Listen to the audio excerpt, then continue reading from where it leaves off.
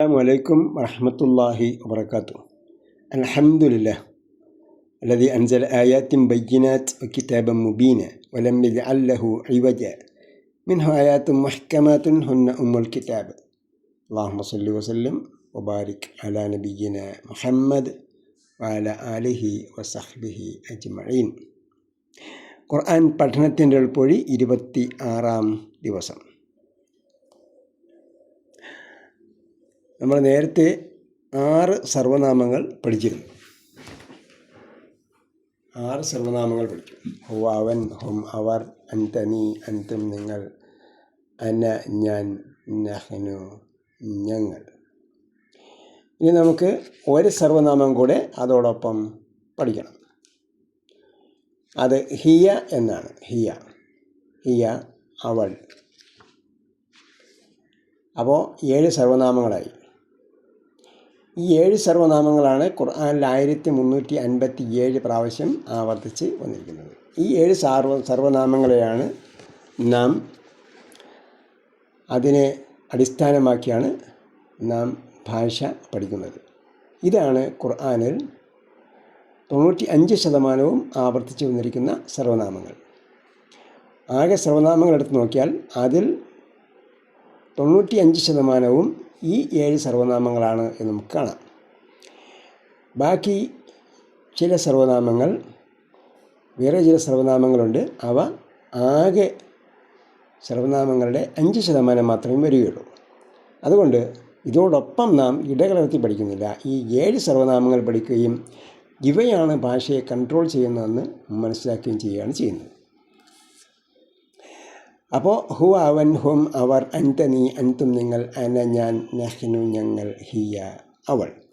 ഹിയ എന്ന് പറയുമ്പോൾ ഇടത്തോട്ടാണ് കൈ ചൂണ്ടേണ്ടത്. ഹുവ എന്ന് പറയുമ്പോൾ വലത്തോട്ട്, ഹുവ, അവൻ എന്ന് പറയുമ്പോൾ വലത്തോട്ട് കൈ ചൂണ്ടുന്നത് പോലെ ഹിയ, അവൾ എന്ന് പറയുമ്പോൾ ഇടത് കൈ ഇടത്തോട്ട് ചൂണ്ടിയാണ് പറയേണ്ടത്. ഇനി നമുക്ക് നോക്കുകയാണെങ്കിൽ ഹുവ, അവൻ, ഹുവ മുസ്ലിമുൻ എന്ന് പറഞ്ഞു. ഹുവ മുസ്ലിമുൻ, ഹും മുസ്ലിമൂന എന്ന് പറഞ്ഞു. ഹുവ മുസ്ലിമുൻ, ഹും മുസ്ലിമൂന, അൻത മുസ്ലിമുൻ, അൻതും മുസ്ലിമൂന, അന മുസ്ലിമുൻ, നഹ്നു മുസ്ലിമൂന, ഹിയ മുസ്ലിമത്തുൻ. അപ്പോൾ ഹിയയോടൊപ്പം മുസ്ലിമത്തുനാണ് ചേരുക. ഹിയ മുസ്ലിമത്തുൻ. അപ്പോൾ മുസ്ലിമത്തുൻ എന്നെഴുതുമ്പോൾ മുസ്ലിമുൻ എന്നെഴുതിയിട്ട്, അപ്പോൾ മുസ്ലിമുൻ എന്ന് പറഞ്ഞാൽ മുസ്ലിമുൻ എന്ന് പറഞ്ഞാൽ അനുസരണയുള്ളവൻ, ഒരു മുസ്ലിം. അപ്പോൾ അതിൻ്റെ അവസാനം തൻവീനുണ്ടല്ലോ, 2 ദമ്മുണ്ട്. അതിൽ ലമ്മ് മാറ്റി അവിടെ ഫത്ഹ കൊടുക്കണം. ഫത്ഹ കൊടുത്തിട്ട് കെട്ടുള്ള ഒരു താ ചേർത്ത് കൊടുക്കുകയാണ് ചെയ്യുന്നത്. മുസ്ലിമുൻ എന്നതിനെ മുസ്ലിമത്തുൻ ആക്കുന്നത്. അപ്പോൾ ഇതൊരു പൊതു നിയമമാണ്. ഇങ്ങനെ പൊതു നിയമം സ്വീകരിക്കുന്ന ധാരാളം നാമങ്ങളുണ്ട്. എന്നാൽ സ്വീകരിക്കാത്ത വേറെ ചില നാമങ്ങളും ഉണ്ട്. അത് നമ്മളിപ്പോൾ പഠിക്കുന്നില്ല. ഇപ്പോൾ നാം പറയുന്നത് പൊതു നിയമമാണ്. മുസ്ലിമൻ എന്ന അവസാനം തൻവീനിൽ അവസാനിക്കുന്ന നാമത്തെ പുല്ലിംഗ നാമമാണ്. അത് അതിൻ്റെ അവസാനത്തെ അക്ഷരത്തിന് ഫത്തഹ കൊടുക്കുകയും എന്നിട്ട് ഒരു കെട്ടുള്ള താ ചേർത്ത് അതിന് 2 ലമ്മ കൊടുക്കുകയും ചെയ്യുന്നു. അപ്പോൾ മുസ്ലിമുൻ എന്നത് മുസ്ലിമത്തുൻ എന്ന് ആകും. അങ്ങനെ നമ്മൾ നേരത്തെ പഠിച്ച ഓരോ നാമത്തെയും എന്ത് ചെയ്യാം, അതിൻ്റെ സ്ത്രീലിംഗ നാമമാക്കി മാറ്റാം. മുസ്ലിമുൻ, മുസ്ലിമത്തുൻ. ഇനി മുസ്ലിമത്തുൻ എന്ന് നമ്മൾ പറയുമ്പോൾ അവസാനം കെട്ടുള്ളതായാണ്. ആ കെട്ടുള്ളതായെ മാറ്റി മുസ്ലിമുൻ എന്നതിൻ്റെ അവസാനം ഒരു അലിഫ് കൂടെ ചേർക്കുകയും മുസ്ലിമാത്തുൻ ഒരു അലിഫ് കൂടെ ചേർക്കുകയും എന്നിട്ട് ഒരു തായും ഓപ്പൺ തായും കൂടെ ചേർക്കുമ്പോൾ മുസ്ലിമാത്തുൻ എന്നാകും. മുസ്ലിമാത്തുൻ, അതാണ് മുസ്ലിമത്തുൻ എന്നതിൻ്റെ ബഹുവചനം. അപ്പോൾ നോക്കുക, മുസ്ലിമുൻ, മുസ്ലിമത്തുൻ, ബഹുവചനം മുസ്ലിമാത്തുൻ. മുഅ്മിനുൻ ആണെങ്കിൽ മുഅ്മിനുൻ അതിൻ്റെ സ്ത്രീലിംഗ ഏകവചനം, മുഅ്മിനത്തുൻ സ്ത്രീലിംഗ ബഹുവചനം മുഅ്മിനാത്തുൻ. അപ്പോൾ സ്വാലിഹുൻ ആണെങ്കിൽ സ്വാലിഹുൻ എന്നതിന് സ്വാലിഹത്തുൻ എന്ന സ്ത്രീലിംഗം, സ്വാലിഹാത്തുൻ അതിൻ്റെ സ്ത്രീലിംഗ ബഹുവചനം. കാഫിറുൻ ആണെങ്കിൽ കാഫിറുൻ, കാഫിറത്തുൻ, കാഫിറാത്തുൻ.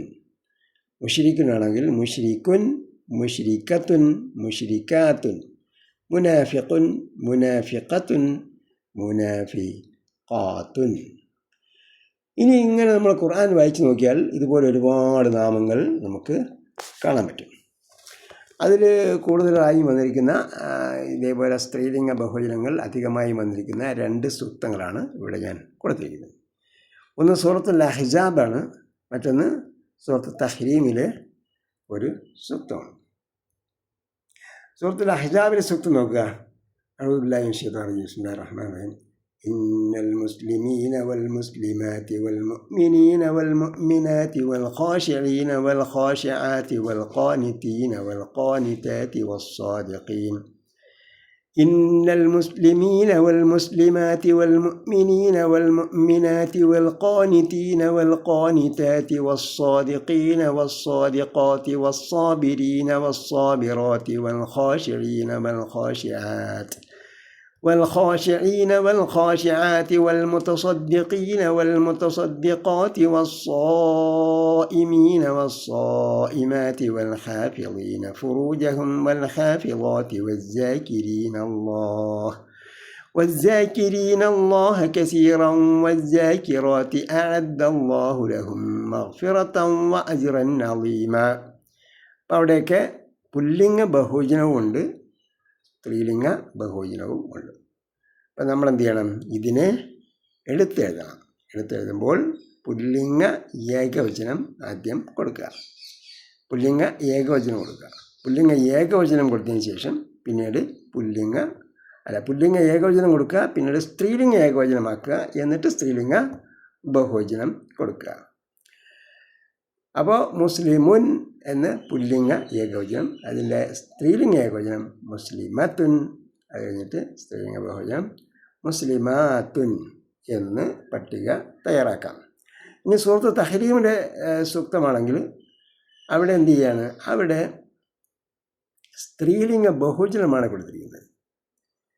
عسى ربه إن طلقكن أن يبدله أزواجا خيرا منكن مسلمات مؤمنات قانتات تائبات عابدات سائحات سيبات وأبكارا. അപ്പോൾ അതിൻ്റെ എല്ലാം എന്താണ്? നമ്മൾ ആദ്യം മുസ്ലിമാത്തിൻ എന്നാണ് ആദ്യത്തത്. അപ്പോൾ നമ്മൾ നേരത്തെ പറഞ്ഞ പോലെ മുസ്ലിമുൻ എന്ന പുല്ലിംഗം ആദ്യം എഴുതുക, എന്നിട്ട് അതിൻ്റെ സ്ത്രീലിംഗം ഏകവചനം എഴുതുക, മുസ്ലിമത്തിൻ എന്ന് സ്ത്രീലിംഗ ഏകവചനം എടുക്കുക, എന്നിട്ട് മുസ്ലിമാത്തിൻ എന്ന് സ്ത്രീലിംഗ ബഹുവചനം എടുക്കുക. അപ്പം നമ്മൾ നോക്കിയിട്ട് ഖുർആൻ നോക്കിയിട്ട് ഇങ്ങനെ സ്ത്രീലിംഗ ബഹുവചനം വന്നാലും പുല്ലിംഗ ബഹുവചനം വന്നാലും ഏതായിരുന്നാലും നമ്മൾ ഈ ടേബിൾ തയ്യാറാക്കണം. ഇതിലെ 10 പദങ്ങൾ എഴുതാനാണ് പറഞ്ഞിരിക്കുന്നത്. അപ്പോൾ 10 പദങ്ങൾ എഴുതുമ്പോൾ 10 എണ്ണത്തിൻ്റെയും പുല്ലിംഗ ഏകവചനം ആദ്യം എഴുതണം, പിന്നീട് അതിൻ്റെ സ്ത്രീലിംഗ ഏകവചനം എഴുതണം, എന്നിട്ട് സ്ത്രീലിംഗ ബഹുവചനം എഴുതണം. അപ്പോൾ ഈ രീതിയിൽ ഖുർആൻ വായിച്ചു നോക്കുക, ടേബിൾ തയ്യാറാക്കുക, ശ്രദ്ധിച്ച് വായിക്കാൻ വേണ്ടി പരിശീലിക്കുക. ഖുർആൻ ശ്രദ്ധിച്ച് വായിക്കുക, ചിന്തിച്ച് വായിക്കുക, ആശയം മനസ്സിലാക്കി വായിക്കുക, എല്ലാവർക്കും അത് പഠിപ്പിച്ചു കൊടുക്കുക. ബില്ലാഹി തൗഫീഖ്. സുബ്ഹാനല്ലാഹി വബിഹംദിഹി സുബ്ഹാനക്കല്ലാഹുമ്മ വബിഹംദിക നശ്ഹദു അൻ ലാ ഇലാഹ ഇല്ലാ അൻത വനസ്തഗ്ഫിറുക വനതൂബു ഇലൈക. സല്ലല്ലാഹു തആല വസല്ലം അലാ ഖൈരി ഖൽഖി മുഹമ്മദ് വഅലാ ആലിഹി വസഹ്ബിഹി അജ്മഈൻ വൽഹംദുലില്ലാഹി റബ്ബിൽ ആലമീൻ. വസ്സലാമു അലൈക്കും വറഹ്മത്തുള്ളാഹി വബറകാതുഹു.